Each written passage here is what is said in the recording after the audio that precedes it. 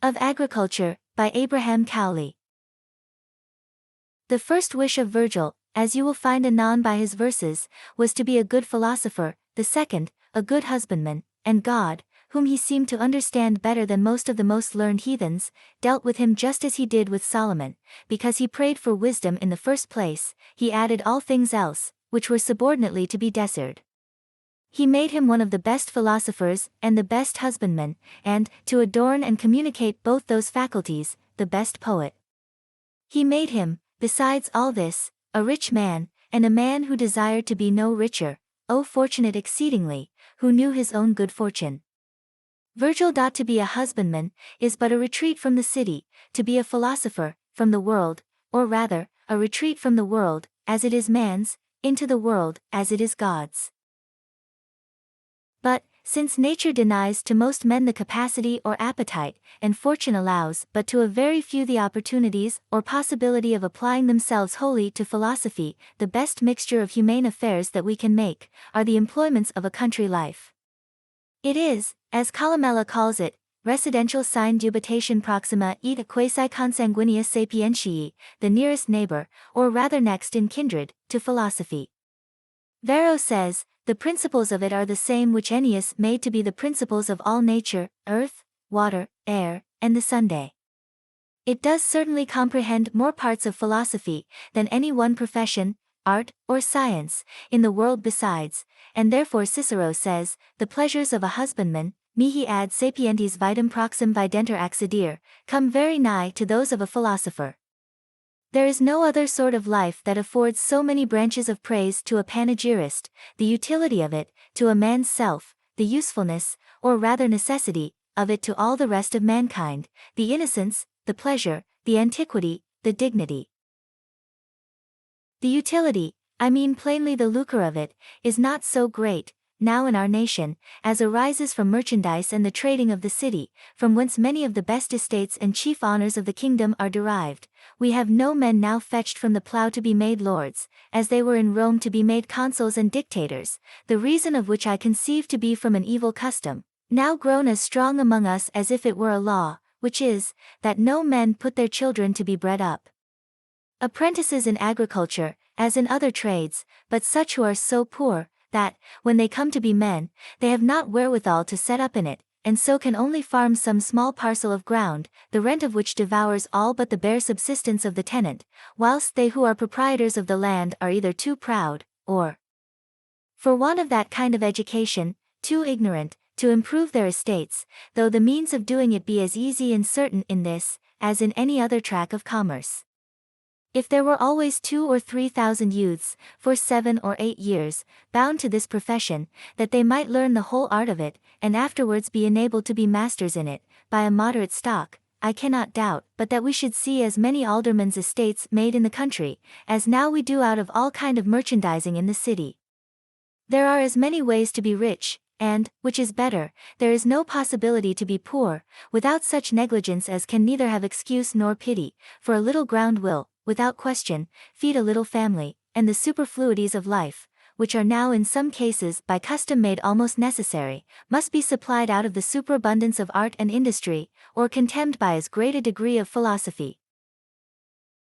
As for the necessity of this art, it is evident enough, since this can live without all others, and no one other without this. This is like speech, without which the society of men cannot be preserved, the others, like figures and tropes of speech, which serve only to adorn it.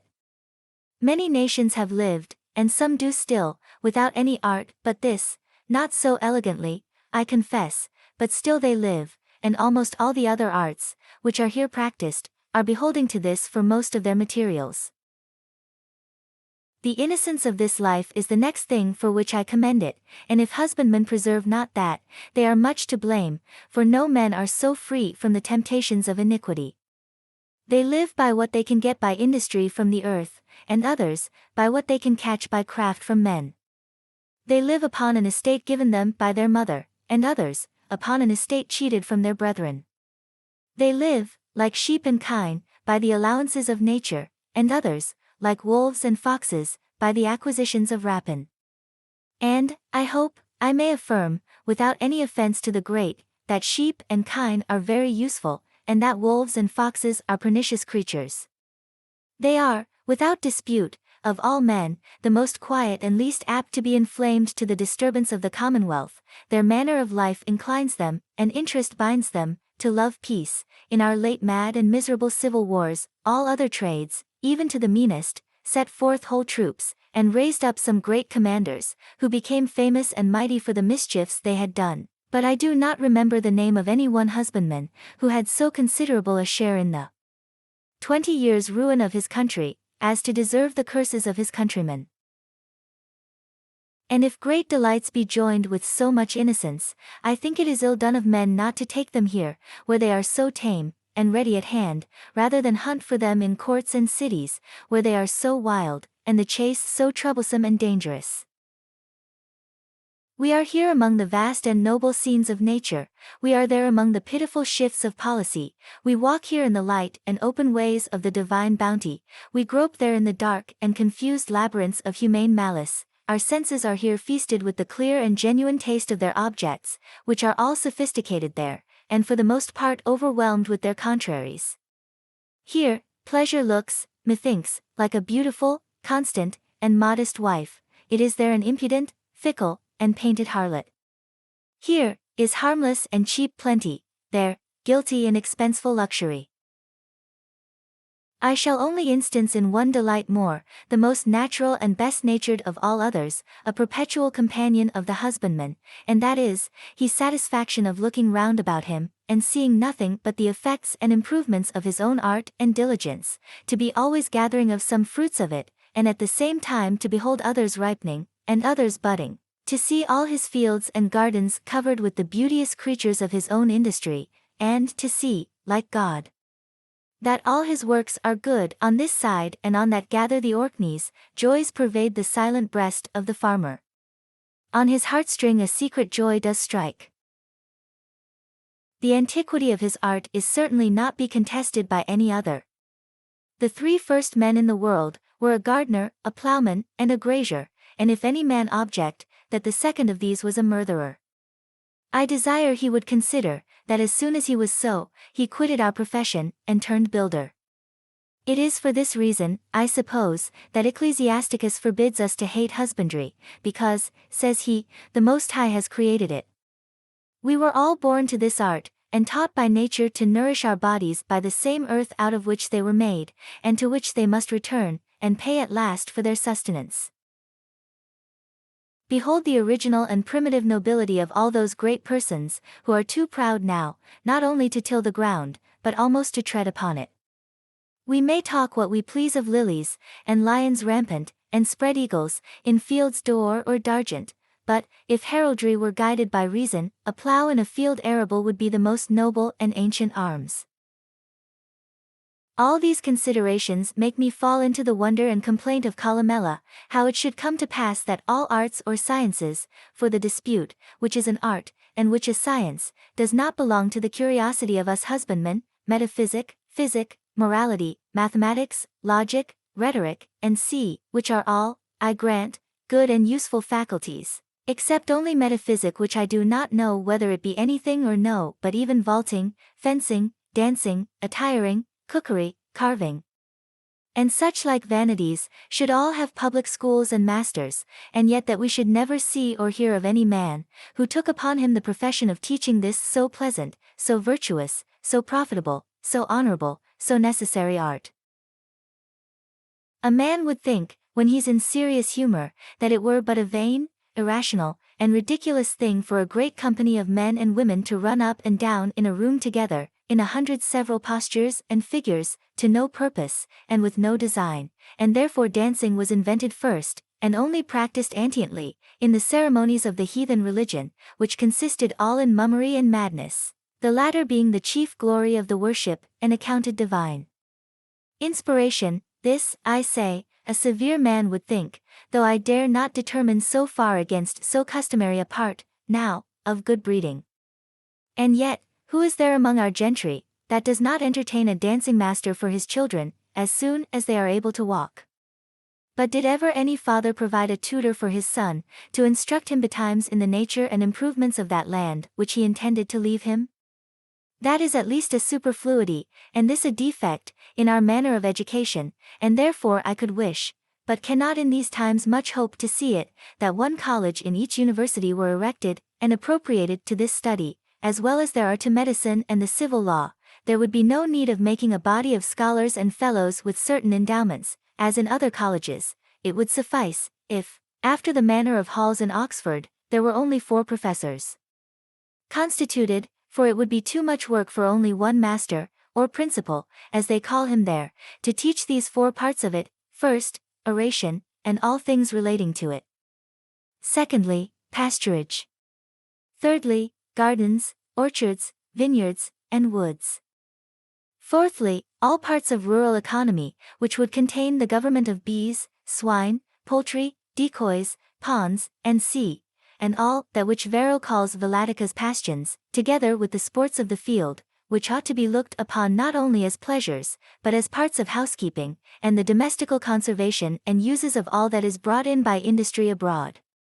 The business of these professors should not be, as is commonly practiced in other arts, only to read pompous and superficial lectures, out of Virgil's Georgics, Pliny, Varro, or Columella, but to instruct their pupils in the whole method and course of this study, which might be run through perhaps, with diligence, in a year or 2, and the continual succession of scholars, upon a moderate taxation 6 for their diet, a lodging and learning, would be a sufficient constant revenue for maintenance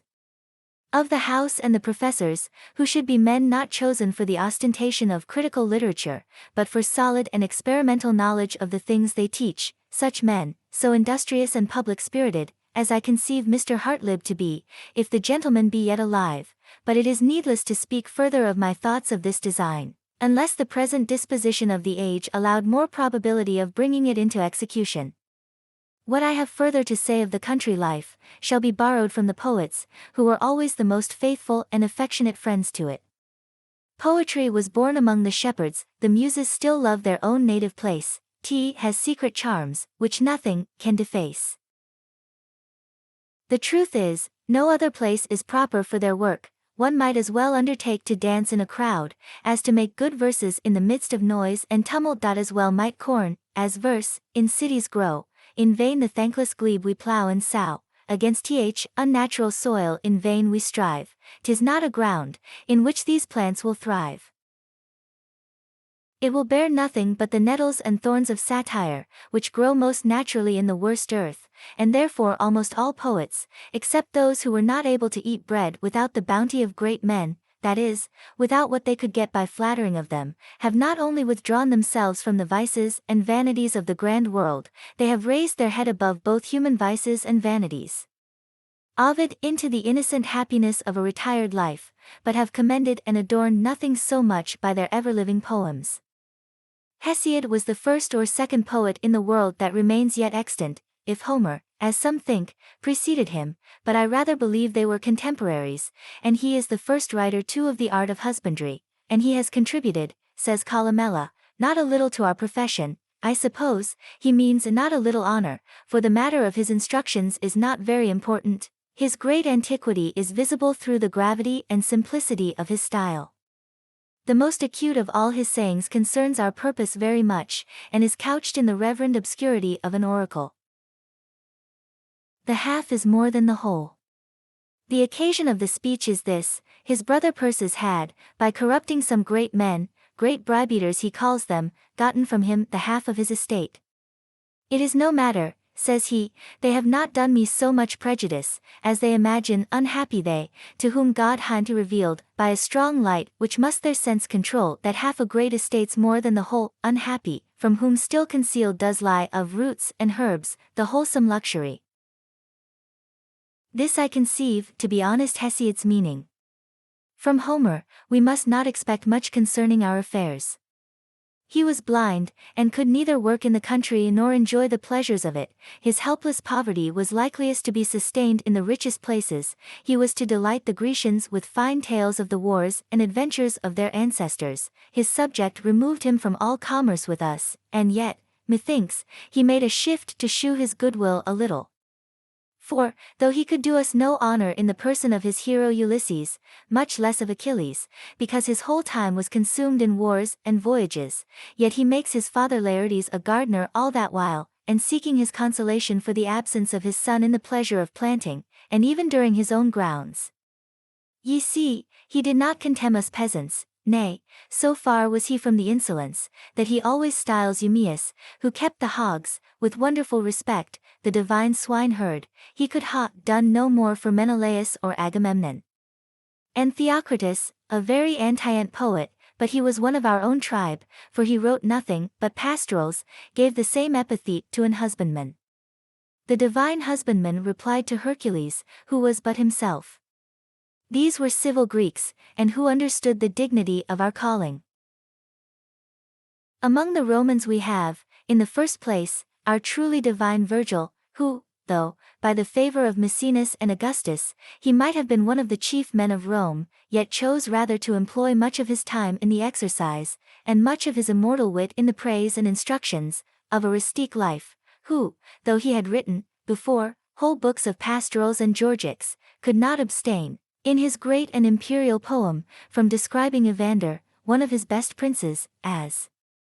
living just after the homely manner of an ordinary countryman.